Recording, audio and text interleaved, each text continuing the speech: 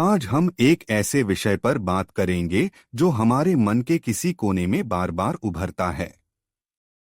यह सवाल है कि क्या हम अपने भीतर की शांति और बाहर की दुनिया की उथल-पुथल के बीच सामंजस्य बिठा सकते हैं।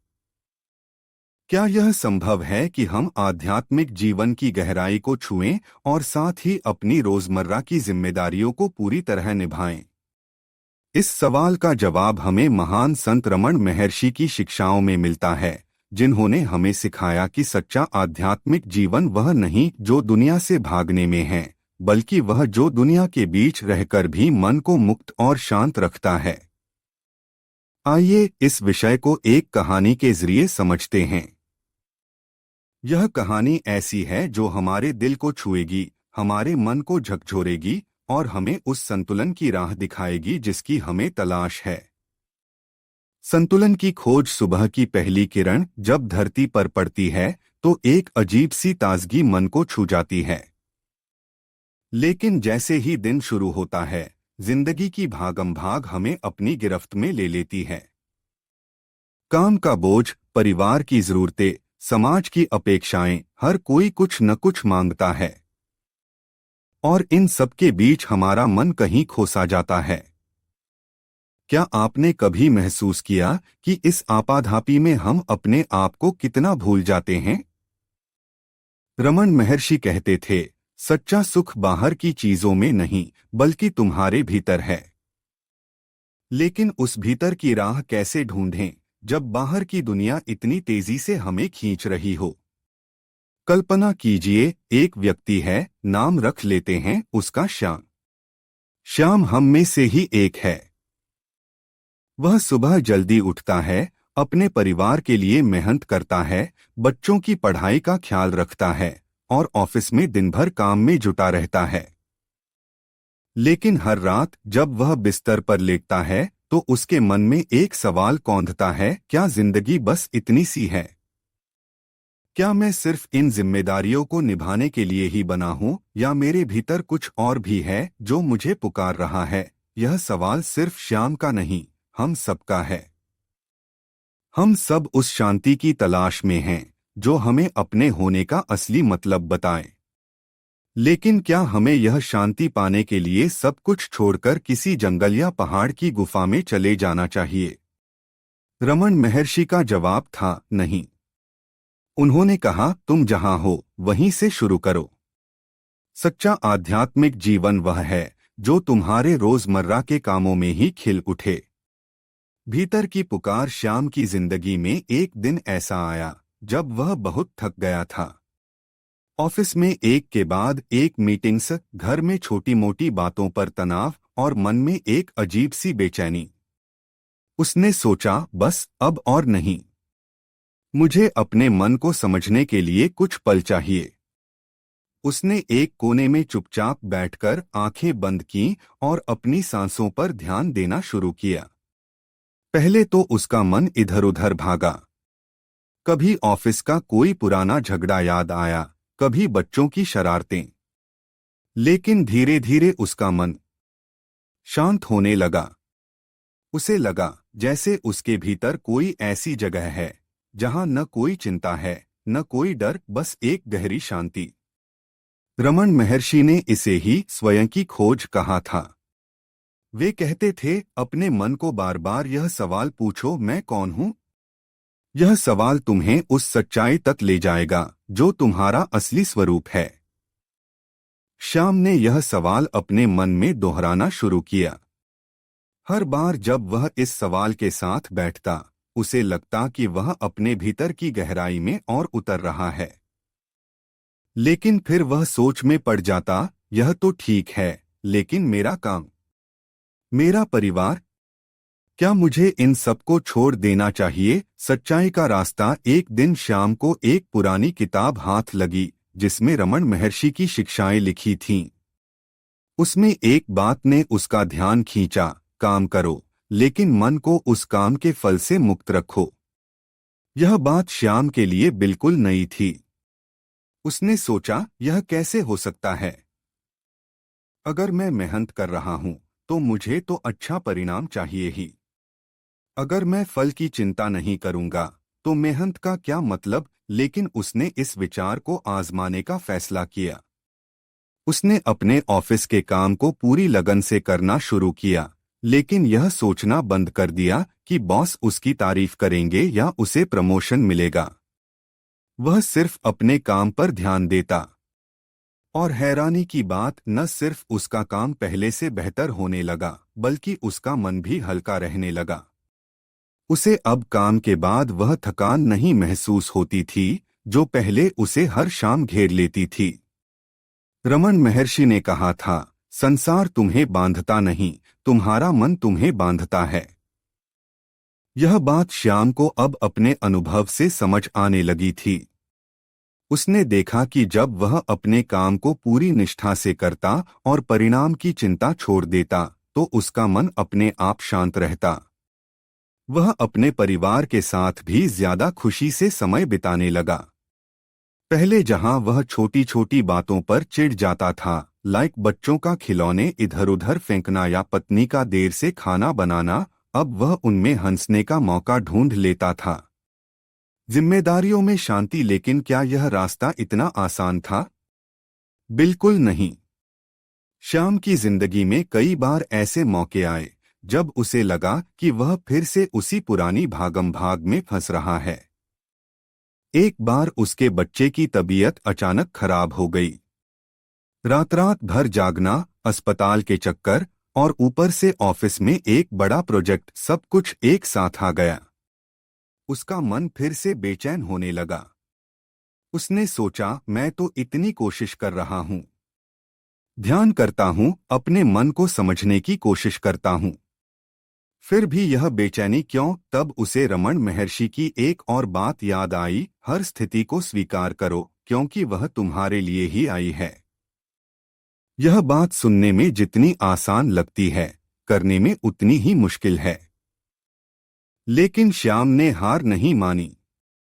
उसने खुद को समझाया, यह मुश्किल वक्त भी मेरे लिए कुछ सिखाने आया है। शायद यह मुझे और धैर्य सिखा रहा है और अपने परिवार के लिए और प्यार। उसने अपने बच्चे की देखभाल पूरी मेहनत से की, लेकिन साथ ही अपने मन को बार बार उस शांति की याद दिलाई जो उसे ध्यान में मिलती थी। धीरे धीरे वह समझ गया कि आध्यात्मिक जीवन का मतलब यह नहीं कि जिंदगी से सारी मुश्किलें गायब हो जाएंगी, बल्कि इसका मतलब है कि उन मुश्किलों के बीच भी मन को स्थिर और शांत रखना। रमन महर्षि कहते थे, सच्चा साधक वही है जो हर परिस्थिति में अपने आप को याद रखता है। श्याम ने इस बात को अपने दिल में बिठा लिया। उसने देखा कि जब वह अपनी जिम्मेदारियों को प्रेम और धैर्य के साथ निभाता तो वह मुश्किलें भी उतनी भारी नहीं लगती थीं। प्रेम और समर्पण। श्याम की इस यात्रा में एक और खूबसूरत मोड़ आया जब उसने अपने काम और परिवार को सिर्फ जिम्मेदारी की तरह देखना बंद कर दिया। उसने सोचा, अगर मैं अपने हर काम को प्रेम और समर्पण के साथ करूं तो क्या वह अपने आप में आध्यात्मिक नहीं हो जाएगा? उसने अपने बच्चों के साथ समय बिताते वक्त पूरी तरह उनके साथ रहना शुरू किया। उनकी छोटी छोटी बातों में, जैसे उनकी हंसी, उनके सवाल, उनकी शरारतें, उसे आनंद मिलने लगा। वह उनके साथ खेलता, उनकी कहानियां सुनता और उस पल में पूरी तरह डूब जाता। ऑफिस में भी उसने अपने साथियों की मदद करनी शुरू की, बिना यह सोचे कि उसे बदले में क्या मिलेगा। पहले जहां वह अपने काम को जल्दी खत्म करके घर भागने की सोचता था, अब वह अपने आसपास के लोगों की छोटी छोटी जरूरतों पर ध्यान देने लगा। किसी का काम अटक रहा हो तो वह थोड़ा वक्त निकालकर उसकी मदद करता। और हैरानी की बात, यह सब करने से उसका मन और ज्यादा खुश रहने लगा। रमन महर्षि ने कहा था, प्रेम में कोई बंधन नहीं होता। जब तुम प्रेम से काम करते हो तो तुम मुक्त हो जाते हो। श्याम को यह बात अब अपने अनुभव से समझ आने लगी थी। उसने देखा कि जब वह प्रेम से काम करता तो उसका मन अपने आप हल्का और खुश रहता। उसे अब ध्यान में बैठने के लिए अलग से वक्त निकालने की जरूरत नहीं पड़ती थी, क्योंकि उसका हर काम ही एक तरह का ध्यान बन गया था। चाहे वह अपने बच्चों को स्कूल के लिए तैयार करना हो या ऑफिस में कोई प्रोजेक्ट पूरा करना, वह हर काम को पूरी लगन और प्यार से करता। जिंदगी का असली रंग श्याम की जिंदगी अब पहले से बहुत अलग थी।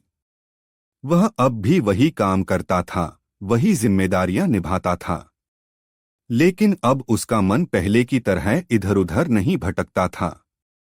वह जानता था कि उसका असली घर उसके भीतर है और उस घर तक पहुंचने का रास्ता है स्वयं की खोज। वह हर दिन कुछ पल अपने लिए निकालता, जब वह सिर्फ अपनी सांसों को महसूस करता, अपने मन को सुनता और उस सवाल को दोहराता, मैं कौन हूँ, और बाकी समय वह अपनी जिंदगी को पूरी तरह जीता, खुशी से, प्रेम से और समर्पण से। लेकिन क्या श्याम की जिंदगी अब हमेशा आसान हो गई थी? नहीं। कई बार उसे फिर से पुरानी आदतें घेर लेती थीं। कभी काम का दबाव उसे चिड़चिड़ा बना देता, कभी घर की छोटी मोटी बातें उसे परेशान करतीं। लेकिन अब वह इन सब के बीच फंसता नहीं था। वह रुकता, एक गहरी सांस लेता और अपने मन को याद दिलाता कि यह सब बस एक पल है और यह पल भी गुजर जाएगा। रमन महर्षि की एक और बात उसे हमेशा रास्ता दिखाती थी, जो कुछ भी आता है उसे आने दो, जो जाता है उसे जाने दो, बस अपने आप को देखते रहो। यह विचार श्याम के लिए एक मंत्र बन गया। उसने देखा कि जब वह अपनी जिंदगी को इस तरह जीता, बिना किसी चीज से चिपके, बिना किसी चीज से डरते, तो उसका मन अपने आप शांत रहता। वह अब हर पल को एक उपहार की तरह जीने लगा। चाहे वह अपने बच्चों के साथ हंसी मजाक का पल हो या ऑफिस में कोई चुनौती, वह हर पल को पूरी तरह जीता। सच्चा संतुलन। तो दोस्तों, श्याम की कहानी हमें क्या सिखाती है? यही कि आध्यात्मिक जीवन और सांसारिक कार्य एक दूसरे के विरोधी नहीं हैं। वे एक ही सिक्के के दो पहलू हैं। रमन महर्षि की शिक्षाएं हमें यही बताती हैं कि हमें अपनी जिंदगी को दो हिस्सों में बांटने की जरूरत नहीं है। हमें बस अपने हर काम को प्रेम, निष्ठा और समर्पण के साथ करना है और अपने मन को बार बार उस सच्चाई की याद दिलानी है जो हमारा असली स्वरूप है। आध्यात्मिक जीवन का मतलब यह नहीं कि हम अपनी जिम्मेदारियों से भाग जाएं। इसका मतलब है कि हम उन जिम्मेदारियों को इस तरह निभाएं कि वे हमारे लिए बोझ न बने, बल्कि हमारे लिए एक साधना बन जाएं। जब हम अपने काम को प्रेम से करते हैं, जब हम अपने परिवार के साथ हर पल को पूरी तरह जीते हैं, जब हम अपने मन को बार बार उस शांति की याद दिलाते हैं जो हमारे भीतर है, तब हमारी जिंदगी अपने आप आध्यात्मिक हो जाती है। कल्पना कीजिए एक ऐसी जिंदगी जहां हर सुबह एक नई शुरुआत हो, जहां हर काम एक मौका हो अपने आप को और बेहतर बनाने का, जहां हर मुश्किल एक सबक हो और हर खुशी एक आभार।